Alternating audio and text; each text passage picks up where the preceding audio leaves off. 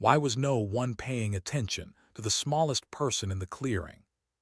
She knelt in the dirt beside a man twice her size, pressing gauze into a wound that refused to stop bleeding. Around her, chaos moved like weather. Radios crackled. Boots scraped gravel. Someone shouted for a vehicle that wasn't coming fast enough. But her hands didn't shake. They never did. "Stay with me," she said quietly. The injured soldier blinked up at her, confused the way badly hurt people always are, as if pain has rearranged the furniture inside their minds. "Tell me your daughter's name." "Ellie," he breathed. "Good," she said. "Keep saying it." Her voice was calm, in a place that had forgotten what calm sounded like. She didn't look around. She didn't need to. In the first 4 seconds after arriving, she had already mapped everything: distance to cover, wind direction rolling down from the Rockies, who was moving, who was bleeding, who was panicking. Her father had taught her that. First 4 seconds, know the world. After that, work. Most of them didn't notice her. To them, she was just the medic. They would not keep using that word for long. Fort Carson sat beneath the shadow of Pikes Peak, a sprawling military city where thousands trained for wars that lived far beyond the mountain horizon. Inside that base, a special 14-day medical course had gathered men who had already survived the hardest places on Earth. Navy SEALs, Army Special Forces, operators who had learned to do impossible things. And one medic. Hospital Corpsman Second Class Sarah Calloway arrived before sunrise with a gear bag over one shoulder and a cup of terrible coffee warming her hands. 5'4", 118 pounds. Dark hair tied back. Stillness in her posture that people often misunderstood. They thought it was shyness. It was. It was economy. The first man to notice her was Chief Marcus Briggs. He walked down the hallway, saw her standing by the briefing room door, and slowed slightly. His eyes moved from boots to face in a single practice sweep. Assessment. Then he looked past her, as if expecting someone else. Someone larger. Someone louder. He said nothing and walked inside. Minutes later, Lieutenant Commander Garrett Voss arrived, the man running the program. His reputation was quiet but severe. Years earlier, he had watched a medic make a mistake under pressure. A good man. A trained man. But one error had cost another soldier his leg. Since that day, Voss judged medics with a standard most people called impossible. He glanced at Sarah, processed her, and continued walking. No welcome speech. No introduction. Just a name at the bottom of the roster. HM2 Calloway. Medical support. Later that morning, Briggs sat on a crate, rolling up his sleeve to reveal a scrape along his forearm from training. Sarah crouched beside him and opened her kit. He pulled his arm away. "I'm good. That needs to be cleaned. I've had worse." "I know," she said gently. "It still needs attention." He studied her. Not hostility. Something colder. A test she hadn't passed yet. "I'll get it later." She closed her bag. "Let me know." And walked away. The first scenario began that afternoon. Movement drills across the range. Casualty simulations. Extraction under pressure. Sarah stood at the edge watching. Not bored. Not passive. Watching the way a chess player watches a board. Specialist Kyle Decker jogged past and stopped beside her. "Hey Doc, you know how to use an M4? She kept her eyes on the training field. "Yes." "Oh cool, I was just asking because I'm watching the exercise." Decker blinked, then nodded awkwardly and left. She stayed where she was. Quiet. Observing. 2 days later, the weather turned strangely warm. Colorado altitude had a way of tricking people. Thin air, fast dehydration. Specialist Harlan Webb collapsed halfway through a movement drill. Most people thought he was exhausted. Sarah was already beside him before anyone finished saying the word rest. 2 fingers at his neck, eyes scanning his pupils, hand on his forehead. Rapid pulse, she said calmly. Skin hot, dry. Voss frowned. Heat exhaustion. Stage 3, she replied. He stopped sweating about 30 minutes ago. The men around them looked surprised. Webb hadn't complained. Operators rarely did. But Sarah had been watching the small things. The way his stride changed. The slight wobble when he turned. The invisible signs. She packed ice under his neck and arms. Forced fluid slowly. Laid him flat in the shade. 30 minutes later, Webb sat up. Alive. Functional. By evening, he was back on his feet. Voss didn't praise her. He simply allowed her a chair during the next morning briefing. A small change. But in the military, small changes meant everything. Chief Wade Cole had been watching quietly. He noticed the way Sarah moved. The way her hands worked. One afternoon in the equipment room, something strange happened. Decker's slung rifle snagged a shelf and started to fall. Sarah caught it instantly. Her thumb flicked the safety. Her eyes checked the chamber. All in one smooth motion. Then she froze, as if realizing what her hands had just revealed. She set the rifle down and walked away. Cole stood across the room, the only person who saw it. That night he opened her service record. Everything looked ordinary. Deployment support, medical certifications, clean evaluations. Then he dug deeper. Public competition archives. One result caught his eye. Colorado State Junior Marksmanship Championship. 600 meters. First place. Sarah Calloway. Age 16. The record existed nowhere in her military history. Someone had erased it. Cole leaned back in his chair, thinking. People erase things for 2 reasons. To hide weakness, or to hide strength. He suspected the second. The third morning of training brought an unexpected guest. Commander Douglas Trent, a legend among operators. He had been scheduled as senior advisor for the course. But the night before it began, a hit-and-run driver had slammed into him during his morning run. 3 cracked ribs, injured shoulder, wrapped knee. Doctors told him to leave. He refused. Now he lay on a recovery cot in a quiet room inside the operations building. Sarah was assigned to check his vitals each morning. She knocked once. "Come in," a deep voice said. The room was dim. Trent lay on the cot with his eyes closed. She set down her bag and wrapped the blood pressure cuff around his arm. When his eyes opened, everything changed.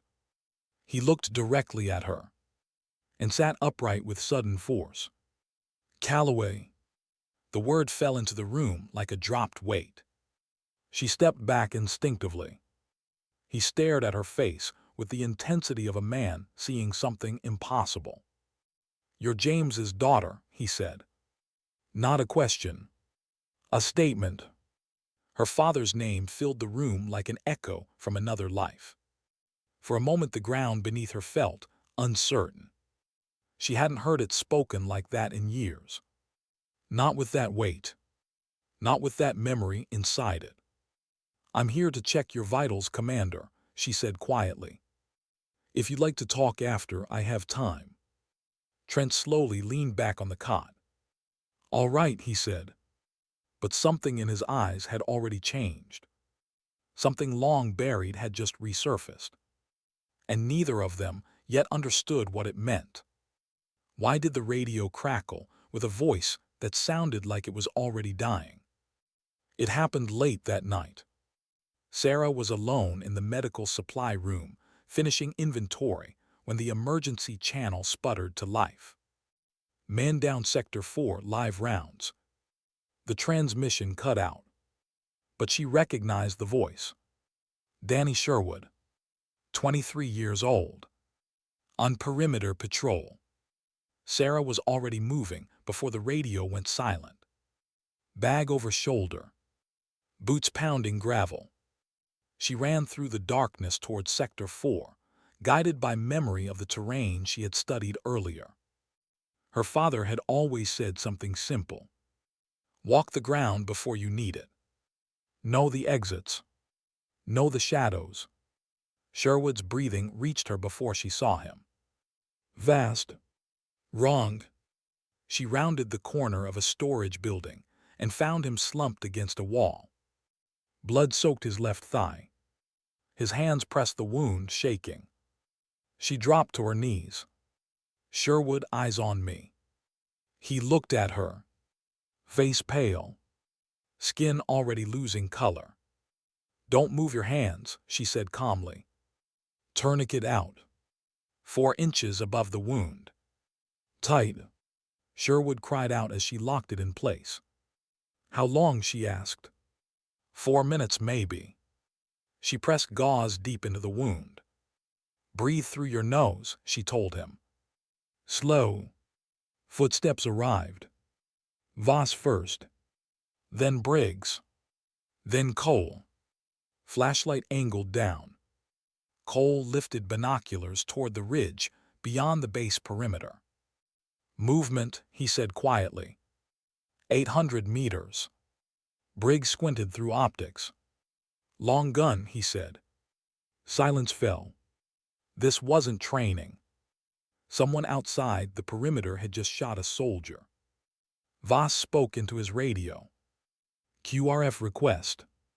The answer came quickly. Nearest unit, 38 minutes. 38 minutes was forever, especially with a sniper watching the only road out. Sarah kept working. Pulse check. Bleeding slowed. Sherwood still conscious. I can hold him, she said. 30 minutes, maybe more. Voss nodded once, but the sniper remained. Watching. Waiting. Commander Trent appeared from the darkness then, moving with stubborn determination despite his injuries. He carried a rifle case. Inside lay an M24 sniper rifle. He opened it slowly. Everyone understood immediately. But Trent's injured shoulder sagged slightly. He already knew the truth. He couldn't take the shot. His eyes moved across the team, then stopped on Sarah. Calloway. Briggs stepped forward. Sir, with respect. Step aside, Chief. She's a medic. I know exactly who she is. The air tightened. Voss looked at Sarah. Can you take the shot? She glanced down at Sherwood. He was breathing steadily. Still alive. Still trusting her hands. Then she looked at the ridge. Yes, sir. She stood. Briggs hesitated a second before moving aside. She took the rifle. The weight felt familiar. Different model. Different balance. But the principles were the same. Her father's lessons returned like muscle memory from another lifetime. She dropped to the ground. Bipod steady. Scope aligned. Target visible near the ridge structure. 820 meters. Wind from the northwest. Not ideal. She inhaled. Behind her, the team stood silent.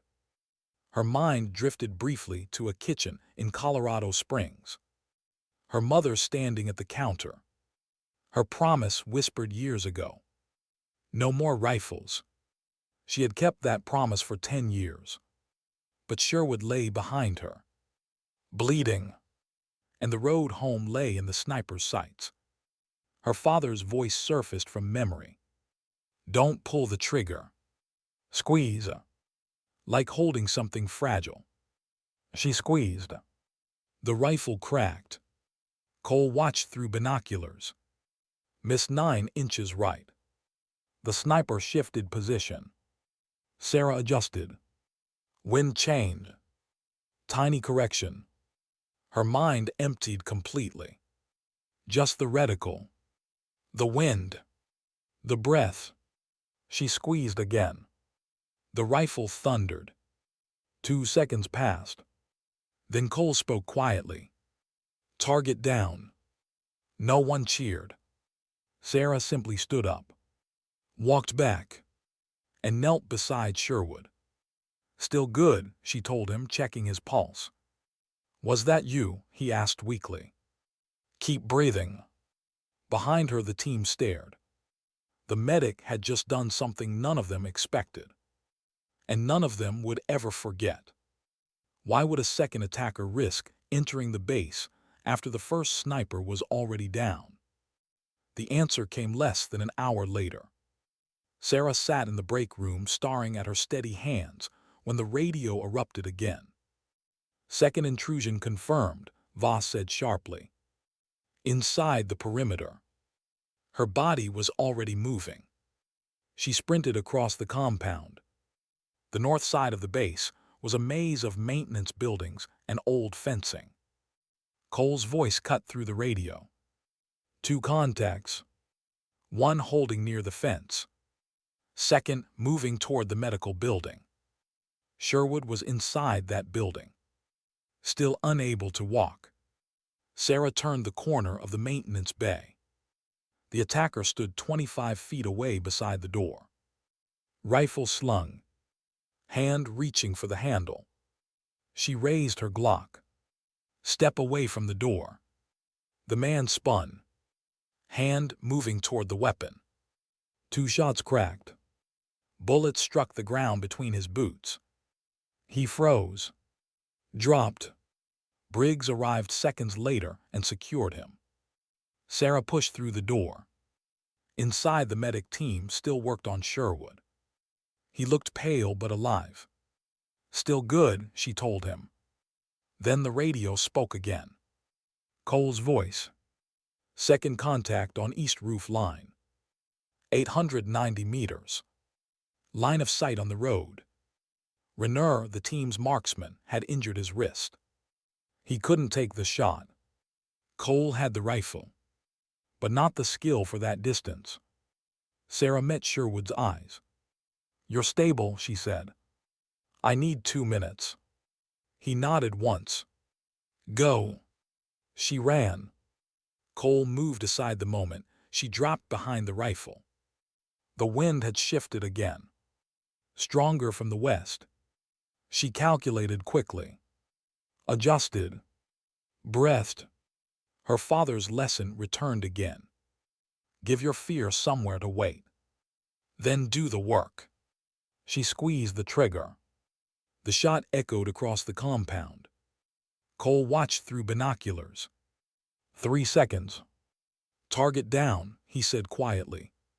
Sarah stood immediately, handed the rifle back, and ran straight back to Sherwood. Tourniquet. Pulse. Color. Still good. The work had never stopped. Outside, the base settled into tense, quiet as reinforcements closed in. Briggs stood at the doorway watching her. He had seen everything. The shooting, the medical work, both without hesitation. He removed something from his pocket. A seal trident pin. 19 years of service worn smooth by time. He held it out. I've never seen anyone do both jobs like that, he said. She looked at the pin, then slowly accepted it. Not as a trophy, as recognition from someone who understood the cost. Thank you, she said softly. He nodded and walked away, because some moments don't need more words. Why did Commander Trent carry the truth about her father for 15 years? He told her that night. They sat across a table in the quiet break room, his injured shoulder wrapped in ice. "Your father saved 12 men," Trent said quietly. 11 minutes. She listened without interrupting. The story unfolded slowly. A valley in Afghanistan. An ambush from the ridges. 2 enemy shooters blocking the only escape route. Your father moved alone to the northeastern corner. Held the position. Kept them occupied. 11 minutes. Long enough for everyone else to escape. Trent looked at her carefully. He knew exactly what it meant. She sat still, processing the weight of the truth. For years she had only known the official line. Killed in action. Ambush. Now she understood the rest. Her father had chosen that moment. Chosen it knowing the cost. "He was trying to give you something," Trent said. "The skills, the calm. He told me once the worst thing would be if you needed it, and he hadn't given it to you." Her chest tightened. Now the mornings in the backyard made sense. The rifle lessons. The patience. The quiet focus. He hadn't been teaching a hobby. He had been preparing her for something he might never see. The radio interrupted them again. Another threat moving toward the base. Sarah stood immediately. Duty returned faster than emotion. She left the room already moving. Because some truths must wait. And some moments demand action first. The rest of the night unfolded like controlled chaos. Security teams moved. Prisoners secured. Sherwood stabilized. By dawn the base had regained control. And Sarah Calloway had become something none of them expected. Not just a medic. Not just a shooter. Something rarer. Someone who stayed fully present when the world broke apart. Why did the room fall silent when the general walked in? The next morning's debrief gathered everyone. Voss, Briggs, Cole, security officers, legal representatives. Sarah spoke only when asked. Times, distances, actions. No emotion. Just facts. The door opened near the end. Brigadier General Holbrook entered. A man with decades of command behind him. He listened quietly to the final reports. Then he looked across the room. At Sarah.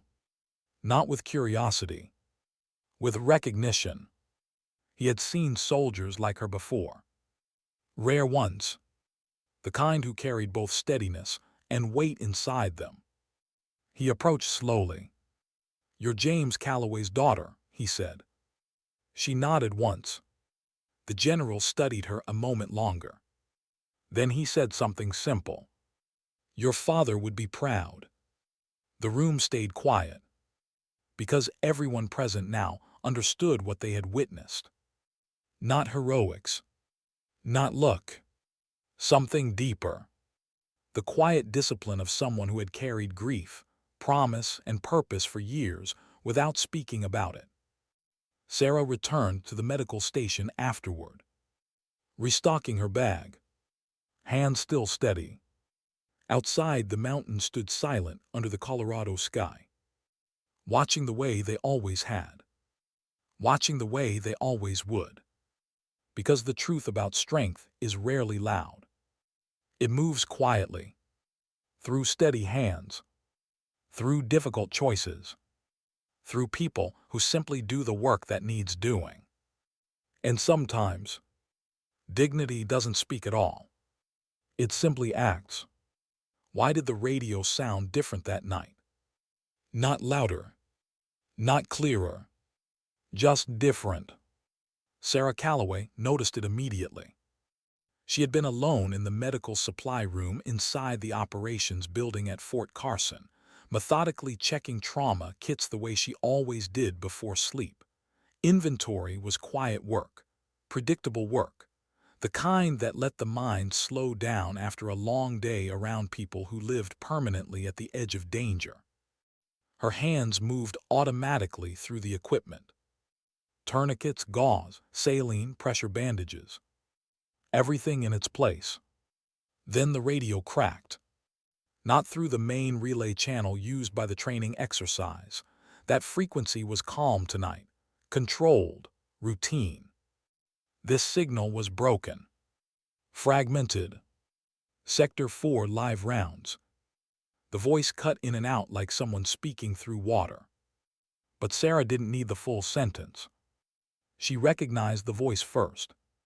Danny Sherwood, 23 years old, young for the course, assigned to a night perimeter check on the far side of the operations compound. His voice carried something she had heard before in emergency rooms and dusty aid stations overseas. Control. The kind of control people use when they are badly hurt, but still trying to stay functional. Man down. The transmission died. Silence filled the room. Sarah was already moving. Her bag came off the table and over her shoulder in one smooth motion. Her hands were empty, ready. Her mind had already assembled the map between the building and Sector 4. Distance. Terrain. Lighting. Cover points. Her father had taught her that when she was 10 years old. First 4 seconds. You walk into any place, room, street, field, and in 4 seconds you understand where everything is. After that you work. She ran. Outside, the Colorado night air hit her face sharp and cold. The mountains beyond the fence line stood dark and enormous against the sky. Fort Carson at night had its own sound, generators humming, distant vehicles, the occasional voice over the training ranges. Tonight those sounds felt thinner. She crossed the gravel path and cut between 2 storage buildings, boots hitting the ground in steady rhythm. Halfway to Sector 4, she heard another sound. Footsteps behind her. Several. The team had heard the radio too. Chief Marcus Briggs reached the clearing first, his tall frame already moving toward the perimeter when Sarah dropped beside the body on the ground. Danny Sherwood. He was conscious. Barely. Blood soaked through his pant leg high on the thigh. Not a training wound. Real. Bright. Vast. Sarah's hands were already there. She cut fabric with trauma shears and exposed the wound, a deep tear along the upper femoral region. Blood pulsed through the gauze someone had tried to apply. "Look at me," she said calmly. His eyes struggled to focus. "Tell me your daughter's name." He blinked. "Lily." "Good," Sarah said softly. "Keep saying it." Her hands moved with practiced speed. Tourniquet. High and tight. She twisted the windlass until the bleeding slowed, then stopped. The metal clicked into place. Sherwood gasped once. But the blood flow stopped. 4.5 minutes of bleeding, she estimated quickly. Still survivable. If nothing else went wrong. Footsteps approached. Commander Garrett Voss crouched beside her briefly, scanning the wound with a single glance before standing again. "Status." "Femoral region," Sarah said without looking up. "Artery possibly clipped, tourniquet controlling. He needs surgery eventually, but I can keep him stable for now." Voss nodded once. Then he turned to the perimeter. The rest of the team had spread out automatically, forming a defensive ring around the clearing. Cole raised binoculars toward the ridge line beyond the operations building. A moment passed. Then he spoke quietly. Movement 11 o'clock elevated. Briggs shifted position beside a storage structure, binoculars already up. The night wind moved softly across the gravel. Then Briggs spoke. One individual, prone position, long gun. A pause followed. The kind of pause professionals recognize immediately. He's not a training asset. No one said anything. The training course had just changed. Reality has a weight that simulations never quite capture. Even highly trained people feel that difference in the first second. The mind recalibrates. Plans shift. Sarah didn't notice any of it. Her entire world had narrowed to the man bleeding beneath her hands. She checked the tourniquet again. Pressure good. Pulse weak but present. Sherwood whispered again. Lily. Keep talking, Sarah said.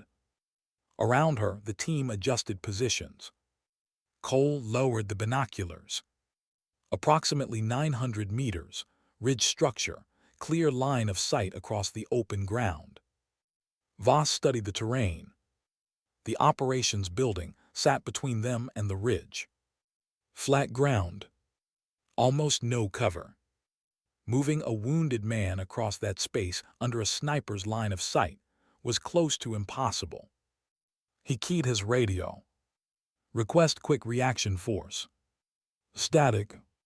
Then the response came. Nearest available unit, 38 minutes. 38 minutes. In some situations, that's nothing. In others, it's forever. Tonight it was both. Voss ran calculations quickly. Suppression fire. Extraction angles. Distance. Their designated marksman, Petty Officer Renner, leaned against a concrete block nearby. His right arm was wrapped from a training injury. 800 meters in low light with a damaged shooting arm was a different problem entirely. Voss looked at him. Can you take the shot? Renner didn't pretend. I can try, he said quietly. No guarantees.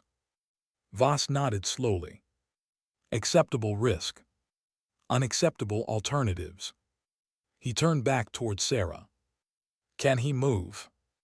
Not yet, she said. If he tries, he'll tear the clot. Sherwood breathed unevenly beneath her hands. Still conscious. Still fighting. Still repeating the same word. Ellie. Sarah adjusted the gauze carefully. Her mind was calm. But somewhere deeper inside her, something else had begun to move. Something she had locked away a long time ago. Because the angle of the ridge, the distance, the stillness required, all of it was familiar. Her father's voice echoed quietly in memory. Slow breath. Natural pause. See the whole field. The sound of gravel shifted behind them. Someone new had stepped into the clearing. Commander Douglas Trent. He should not have been walking. 3 cracked ribs. A damaged shoulder. A knee wrapped tight with compression bandages. Every medical instruction in the last 48 hours had told him to stay inside the operations building. But Trent had never been very good at following instructions that didn't make sense to him. He carried a long rifle case in one hand. His jaw was tight. His injured shoulder hung slightly lower than the other. He crossed the gravel slowly. Opened the case. Inside lay an M24 bolt-action sniper rifle. A weapon Trent had spent more than 20 years mastering. He lifted it carefully. Then paused. His shoulder wouldn't hold the position. He knew it immediately. Old operators understand their bodies without illusion. No wishful thinking. No pride. Just facts. He looked around the clearing. His eyes moved past Briggs, past Voss, past the others. Then they stopped on Sarah. She was still kneeling beside Sherwood, hands steady, eyes briefly lifting toward the ridge as if measuring the distance without really looking. Trent watched her for one quiet moment. Then he spoke. Calloway. The name cut through the clearing. Briggs stepped forward immediately. Sir, she's a corpsman. Trent didn't take his eyes off Sarah. His voice was calm, but absolute. Step aside, Chief. Silence hung in the cold night air. because sometimes recognition arrives in a single moment. And sometimes, the person everyone thought was just the medic is the one person who sees the entire battlefield clearly. Why did the entire clearing go silent the moment Commander Trent said her name? Sarah heard it. Calloway. Not loud, not dramatic, but it carried weight. The kind of weight that makes experienced soldiers stop moving. For a second, no one spoke.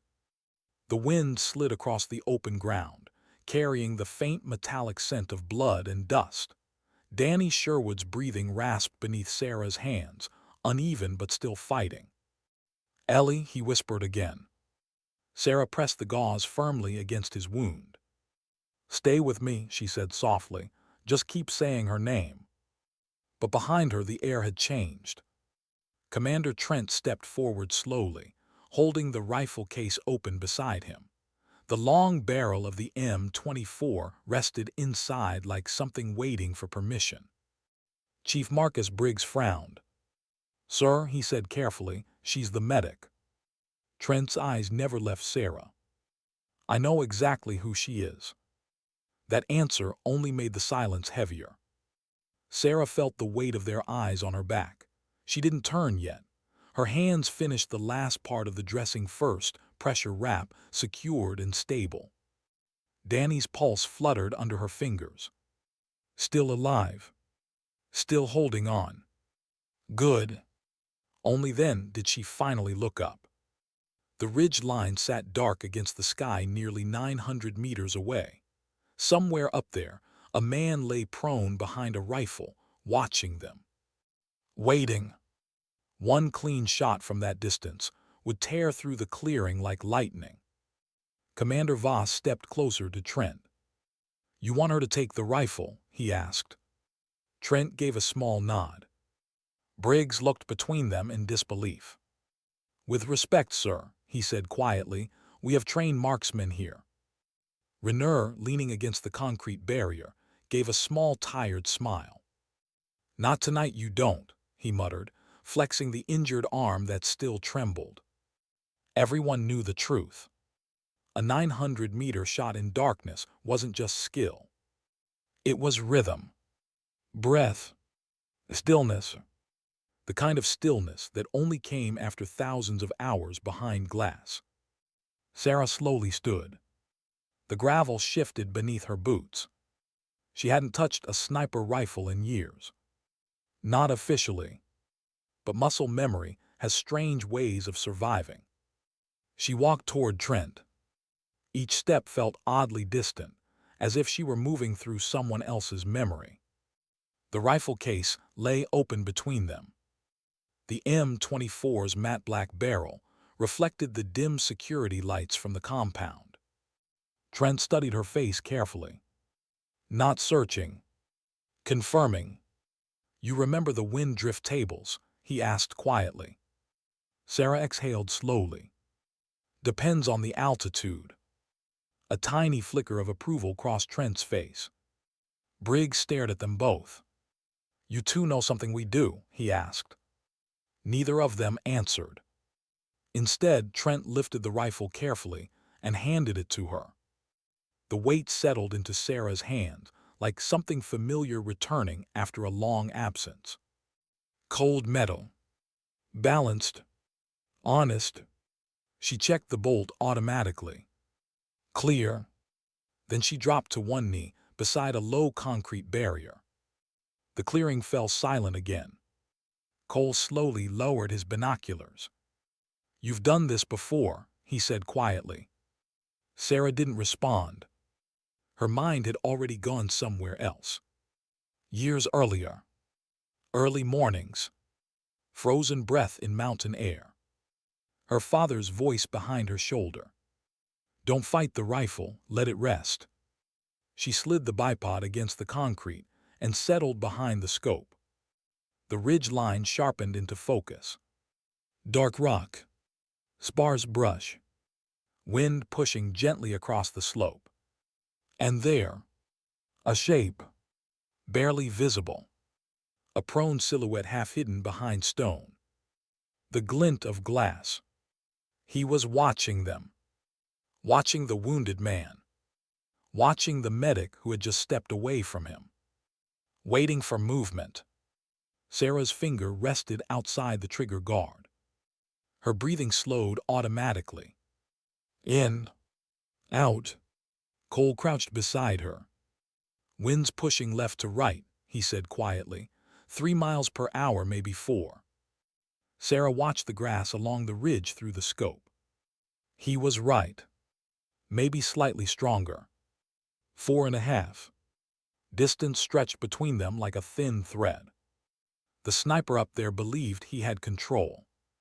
From this distance, he probably assumed they couldn't touch him. That belief made people careless. Still, the shot wasn't simple. Low light. Crosswind. Elevated terrain. Sarah adjusted the scope slightly. The world narrowed. Just rock. Wind. Breath.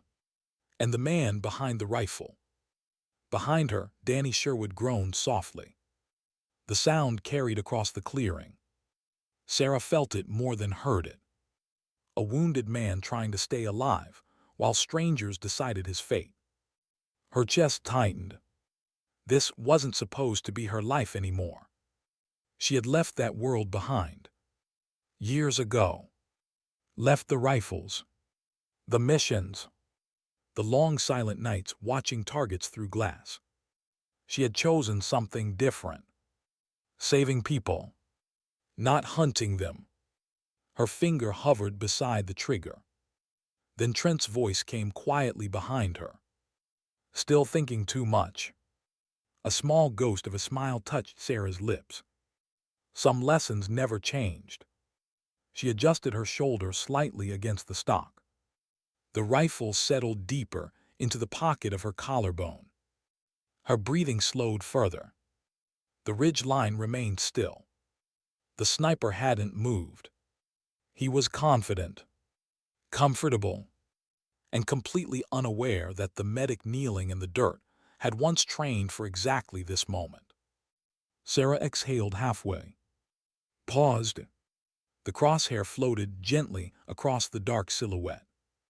Wind drift. Elevation drop. 900 meters. Her father's voice echoed again in her mind. Sometimes the shot isn't about skill, it's about knowing when the moment is right. The man shifted slightly behind the rock. Just enough. Just once. That was the moment. Sarah's finger tightened slowly. The rifle cracked through the night. The sound slammed across the clearing like thunder. The recoil pushed softly against her shoulder. For 1 second no one breathed. Cole lifted the binoculars again. The ridge line sat still. Too still. Then the shape behind the rock collapsed sideways. The rifle slid down the slope. Gone. Cole lowered the binoculars slowly. "Well," he said quietly, "I guess the medic just saved everyone." Behind them, Danny Sherwood exhaled a long, shaky breath. Still alive. Still whispering. "Ellie." Sarah carefully lifted her head from the scope. The world returned all at once. Wind. Lights. Voices. The smell of dust and blood again. She handed the rifle back to Trent without a word. Then she turned and walked back toward Sherwood. Back to the place she had chosen. Back to the man still fighting to see his daughter again. But as she knelt beside him and checked the tourniquet once more, one quiet thought settled into the back of her mind. Because the sniper on the ridge hadn't been alone. And somewhere out in the darkness, beyond the compound, someone else had just watched everything. Why did the night feel heavier after the shot? Not quieter. Not calmer. Just heavier. Sarah felt it the moment the echo of the rifle faded into the hills beyond the compound. A single shot at 900 meters had ended one threat. But sometimes The most dangerous moments come right after the silence. She knelt beside Danny Sherwood again, pressing her fingers against the side of his neck. Pulse still there, weak, but steady enough to keep fighting. His lips moved again. Ellie. Sarah adjusted the pressure bandage slightly. "You're doing good," she whispered. "Just stay with me." Around them, the team slowly exhaled the breath they had all been holding. Cole kept the binoculars raised toward the ridge. Briggs stepped beside him. "You sure he's down?" Cole watched the dark slope carefully. A long moment passed. Then he nodded. "He's not getting back up." But his voice didn't sound completely convinced. Commander Voss was already thinking ahead. One sniper meant something, but rarely by itself. "Search the perimeter," he ordered quietly. "Two-man sweeps stay dark." The team moved immediately, slipping into practice positions along the outer buildings and storage units. Flashlights stayed off. Only shadows moved. Sarah barely noticed. Her entire world had shrunk again to the wounded man in front of her. She checked the tourniquet for the third time. No bleeding. Good. But Sherwood's skin had gone pale under the compound lights. Blood loss was catching up. "Stay awake," she said softly. His eyes opened halfway. I gonna make it?" Sarah didn't hesitate. "Yes." It wasn't a promise, but it was enough. Sherwood swallowed. "My girl, she's 5. Sarah nodded slowly. "I know." His breathing trembled. "I promised I'd teach her how to ride a bike this summer." Something inside Sarah tightened for a second. Just a second. Because promises like that were fragile things. They depended on moments like this. On people refusing to give up. Behind her, Commander Trent leaned against the concrete barrier carefully, the strain in his injured shoulder beginning to show. The rifle rested across his lap again. But he wasn't looking at the ridge anymore.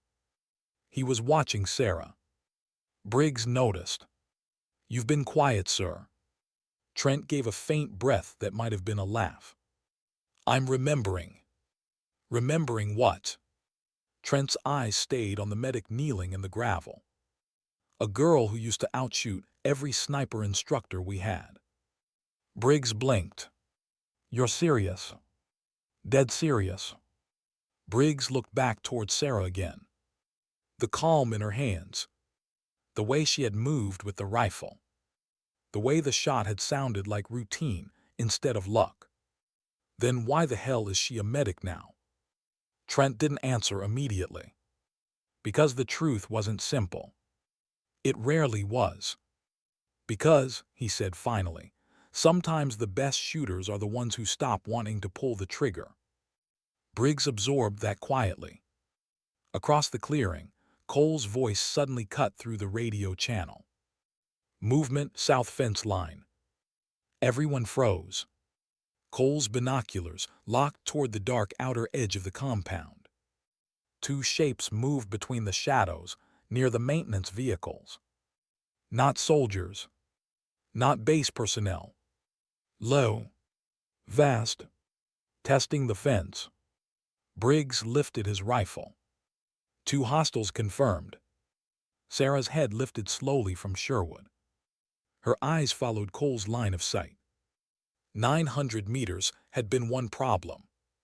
2 moving targets in the dark were another. Commander Voss spoke calmly. "Hold fire unless they breach." The figures paused near the fence. One crouched. Something metallic glinted in his hand. "Wire cutters." Sarah felt her stomach tighten slightly. The sniper on the ridge had never been the real attack. Just the distraction. Her father's voice returned again from some distant memory. "If you want control of the battlefield, create noise in one direction and move quietly somewhere else." The figures cut through the fence wire quickly. Too quickly. Professionals. They slipped through the opening. Inside the compound now. Briggs whispered into his radio. "They're in." The two intruders moved low between parked vehicles, using shadows perfectly. They weren't running. They were hunting, and their direction was unmistakable. Straight toward the clearing, toward the wounded man, toward the medic kneeling beside him. Sarah's hands didn't shake, but her mind started working faster. If they reached the clearing before the perimeter teams closed in, Sherwood wouldn't survive the chaos. A firefight here would be too close, too unpredictable, too dangerous for a wounded man who couldn't move. The seconds stretched thin. Cole whispered from his position. "Distance 50 meters. Voss lifted his rifle slightly. But the angle wasn't clean. Too many obstacles. Too much risk of crossfire. The two shadows slipped between vehicles again. 30 meters now. Briggs prepared to move. Then Sarah spoke quietly. "Don't." The word surprised everyone. She stood slowly. "Stay with him," she told Briggs. Before anyone could question her, she stepped away from Sherwood. The gravel crunched under her boots. Not stealthy. Deliberate. She moved out from behind the concrete barrier and into the open light of the clearing. The two intruders stopped instantly. They hadn't expected someone to walk directly toward them.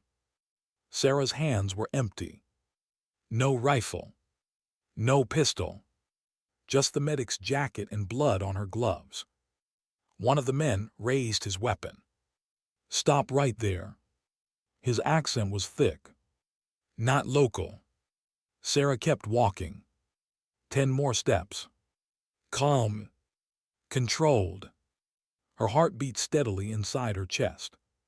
Behind her, Briggs whispered urgently. "What the hell is she doing?" Commander Trent didn't answer. Because he knew. The distance closed to 15 meters. The man's rifle followed her chest. "You move again, you die." Sarah stopped. The compound lights hummed softly overhead.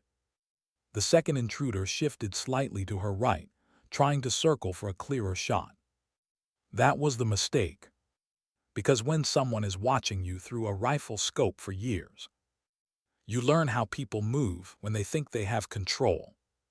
Sarah's eyes tracked both men at once. Her breathing stayed slow. Then she spoke. Quiet. Almost gentle. "You should have stayed on the ridge." For one brief second, confusion crossed the man's face. That was all she needed. Her left hand moved faster than either of them expected. The small medical trauma scalpel slid from her pocket into her palm. One step forward. One sudden slash across the nearest man's wrist. His rifle clattered to the gravel. Before the second man could react, Briggs' rifle thundered from behind the barrier. The shot dropped him instantly. Silence slammed back into the clearing. The first attacker screamed, clutching his bleeding wrist. Cole and Voss rushed forward and pinned him to the ground within seconds. The entire encounter had lasted maybe 5 seconds. Maybe less. Sarah stood still for a moment. The scalpel rested loosely in her hand. Then she quietly folded it closed and slipped it back into her pocket, as if nothing unusual had happened. Behind her, Briggs stared. "Remind me never to argue with the medic," he muttered. Sarah didn't respond. She simply walked back to Sherwood and knelt beside him again. Checking the tourniquet. Checking the pulse. The man on the ground groaned in pain as Cole secured his hands. Voss crouched beside the captured attacker. "You picked the wrong place tonight," he said coldly. The man glared up through clenched teeth. Blood dripped onto the gravel from his wrist. "You don't understand," he spat. Voss leaned closer. "Then help me understand." The man smiled faintly despite the pain, because sometimes even captured soldiers believe they've already won. You stopped the first team, he said quietly, but you didn't stop the real mission. The clearing went silent again, because those words carried something far worse than the attack they had just survived. Sarah felt it too, a slow, cold realization spreading through her chest. Somewhere beyond the compound walls, something else had already begun. And the sniper on the ridge had only been the opening move. Why did Sarah feel the danger wasn't over, even after the attackers were down? The compound had gone still again. Too still. One attacker lay motionless near the vehicles where Briggs' shot had dropped him. The other knelt in the gravel with his hands bound behind his back, Cole holding him firmly while Voss questioned him. But the silence now felt wrong. Heavy. The kind of silence that comes when something bigger is still moving somewhere out there in the dark. Sarah ignored the voices around her and focused on Danny Sherwood again. His breathing had slowed. Too slow. She pressed 2 fingers to his neck. Pulse weaker now. Blood loss was starting to win. We need to move him, she said quietly. Briggs glanced over. Still safe to move. Sarah hesitated. The tourniquet was holding, but Sherwood had already lost too much blood. Leaving him here any longer would push him toward shock. He needs a surgical table, she said, soon. Commander Voss stood slowly from the captured attacker. Medical transport. Cole shook his head from across the clearing. Still 30 minutes out. 30 minutes. Sherwood didn't have that kind of time. The wounded soldier stirred weakly beneath Sarah's hands. Medic. I'm here, she said softly. His eyes struggled to focus on her face. Did we win? Sarah looked at him for a long moment. Then she gave a small nod. For tonight, she said. Sherwood's lips moved again. My daughter Ellie, she hates helmets. The words drifted like someone talking in a dream. She says they mess up her hair. Sarah felt a quiet ache behind her ribs. I think she's right, she said gently. Behind them, the captured attacker suddenly laughed. Not loud, but sharp enough to cut through the clearing. Everyone turned. Voss stepped closer. You find something funny. The man's eyes flicked toward Sarah kneeling beside the wounded soldier. Then back to Voss. You're all looking in the wrong place. Cole tightened his grip on the prisoner's shoulder. Start talking. But the man only smiled. The kind of smile that came from someone who believed the real damage had already been done. You stopped the Ridge team, he said slowly. And the entry pair. Voss leaned closer. But the man's eyes shifted again, toward the operations building behind them. But the third team was never meant to fight you. A cold ripple passed through the clearing. Briggs looked back at the building. Dark windows, closed doors, quiet hallways. Too quiet. What third team? He demanded. The prisoner tilted his head slightly. The one inside. For one heartbeat, no one moved. Then alarms exploded across the compound. A deep mechanical siren cut through the night air. Red emergency lights snapped on along the outer buildings. Cole cursed under his breath. Internal breach alert. Voss grabbed the radio instantly. Command, confirm breach location. Static crackled. Then a panicked voice answered. Security reports unauthorized access to the operations wing, lower level. Briggs' face hardened. The intel servers. The prisoner laughed again softly. Not just servers. Sarah's head lifted slowly, because something about the man's tone carried more weight than the others realized. What else? She asked quietly. The prisoner looked at her directly now, recognition in his eyes. You really don't know. Sarah felt a strange chill move through her chest. Voss stepped closer. Enough games, what's in the building? The man's smile faded slightly. Someone your country shouldn't lose. The words landed like a stone in water. Trent, still leaning against the barrier, suddenly straightened despite the pain in his ribs. Who? He asked sharply. The prisoner's eyes flicked toward him. And for the first time, uncertainty touched his expression. Because Trent clearly knew something. But Sarah didn't wait for the answer. Her mind had already started connecting pieces. The sniper distraction. The external breach. The infiltration team. Not for data. Not for equipment. For a person. Someone important enough to risk a coordinated attack on a secured military installation. Someone inside the operations wing. Sarah stood slowly. Briggs noticed immediately. Where are you going? She looked toward the operations building. The red emergency lights flashed across its walls now. Security teams were already moving inside. But something about the timing felt wrong. If the infiltrators had reached the lower levels first, they might already be leaving. They didn't come for servers, Sarah said quietly. Voss nodded. We know that. But if they're extracting someone, she continued, they won't use the main exits. Briggs frowned. Then where? Sarah pointed past the far edge of the compound, toward the maintenance tunnels that ran beneath the buildings. Old service corridors built decades earlier. Mostly unused now, but still connected. Trent's eyes widened slightly. You think they're heading underground? Sarah nodded once. Less cameras, less resistance. Voss turned to Cole. Tunnel access.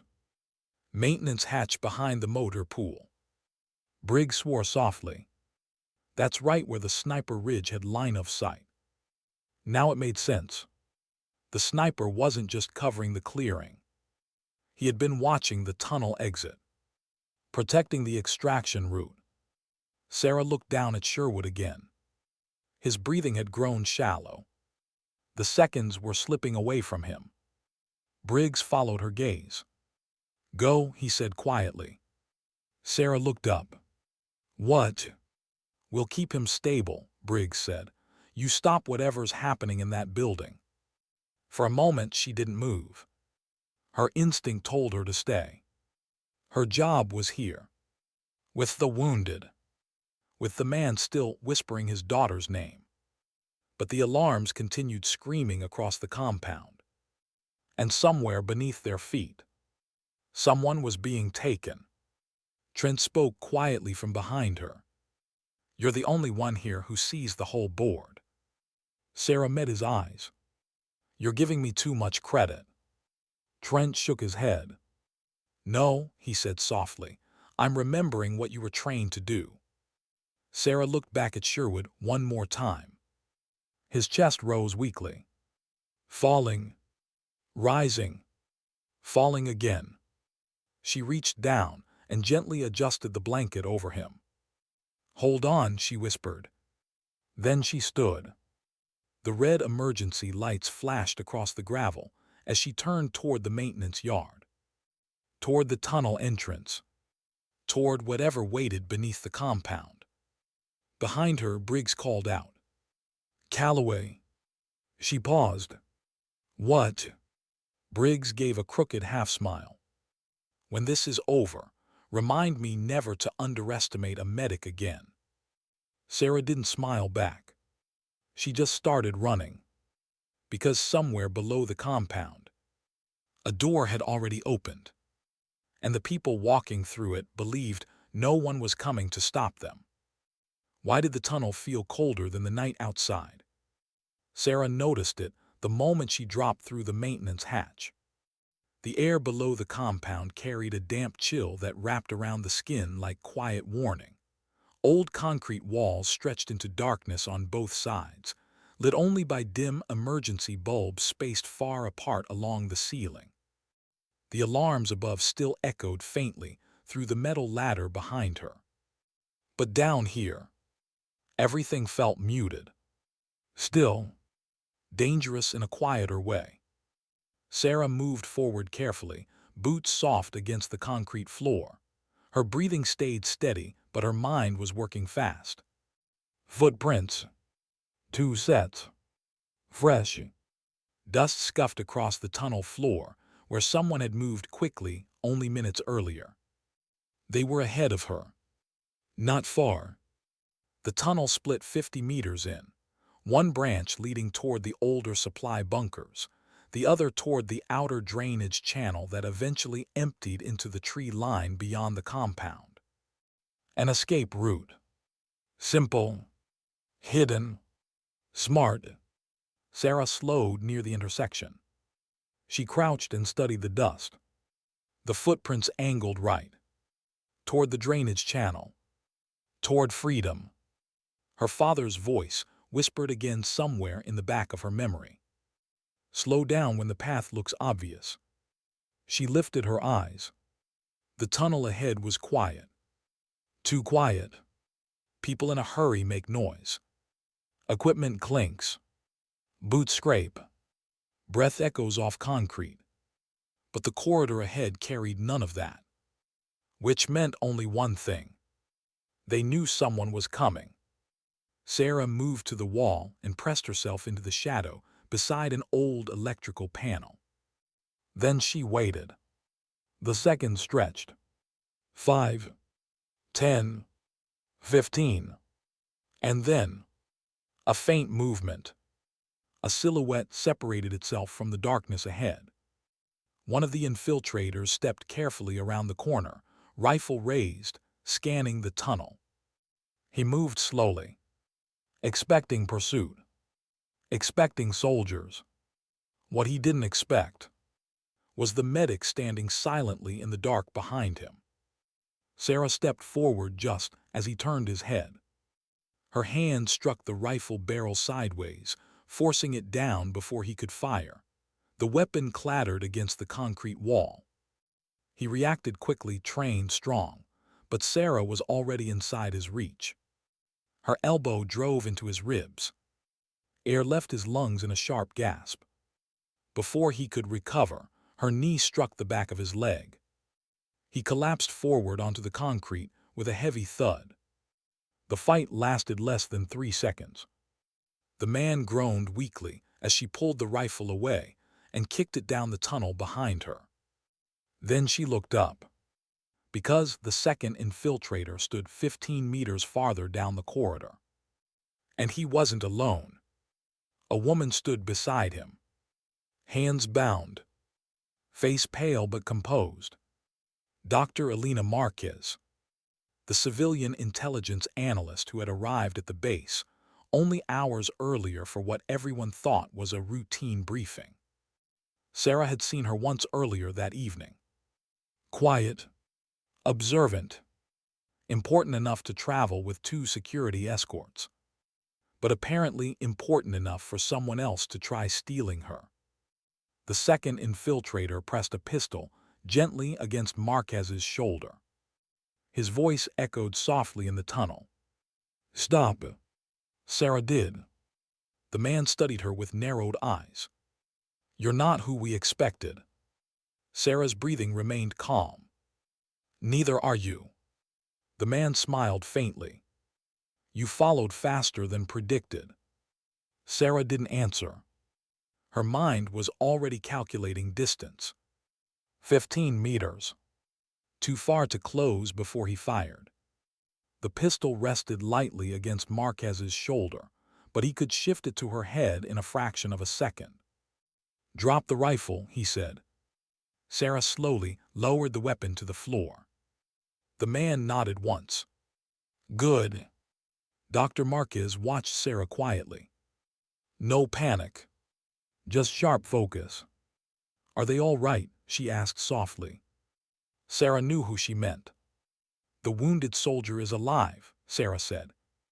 Marquez nodded once, relief flickering briefly across her face. The infiltrator shifted slightly. Enough conversation. He gestured toward the tunnel behind Sarah. You will walk back to the ladder, slowly. Sarah didn't move. Why? She asked. The man's smile returned. Because your base will hesitate to shoot if you are standing there with us. Human shields. Predictable. Cowardly. Effective. Sarah tilted her head slightly. You're not getting out, she said quietly. The man shrugged. Maybe not. His eyes hardened. But neither is she. The pistol pressed slightly closer to Marquez's shoulder. The tunnel seemed to shrink around them. Concrete. Dim lights. 3 people balanced between life and death. Sarah felt something shift inside her chest then. Not fear. Something older. Something quieter. A decision. Her father's final lesson returned again. Sometimes the shot isn't the weapon. Sometimes the shot is the moment you choose to act. Sarah took 1 step forward. The infiltrator's pistol snapped upward instantly. Stop. But Sarah kept walking. Not fast. Not threatening. Just steady. You're bluffing, the man said. Sarah shook her head gently. No, she said. Another step. The distance shrank to 12 meters. The man's finger tightened on the trigger. Last warning. Sarah's voice remained calm. You didn't come here to kill her. His eyes flickered. Just slightly. You came to take her alive, Sarah continued quietly. Which means pulling that trigger means your mission fails. Another step. 10 meters now. The pistol wavered for the first time. Because she was right. Sarah saw the hesitation. And she moved. Fast. Her foot kicked the loose rifle on the floor, sliding it hard across the tunnel toward the man's legs. Instinctively, he looked down. That tiny fraction of a second was enough. Sarah lunged forward. Her shoulder slammed into Marquez, knocking the scientist sideways and out of the pistol's line. The gun fired. The shot cracked violently through the tunnel. Concrete dust burst from the wall. But the bullet missed. Sarah's momentum carried her straight into the infiltrator. The pistol skidded across the floor. They crashed against the tunnel wall. The fight was short. Desperate. Silent except for grunts and scraping boots. Sarah drove her elbow into his jaw. Once. Twice. The man slumped to the ground. Unconscious. The tunnel fell silent again. Sarah stood there breathing slowly.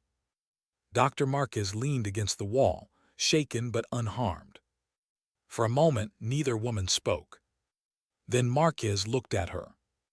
You're not just a medic. Sarah picked up the fallen pistol and unloaded it quietly. No, she said. She cut the bindings from Marquez's wrists with her small medical scalpel.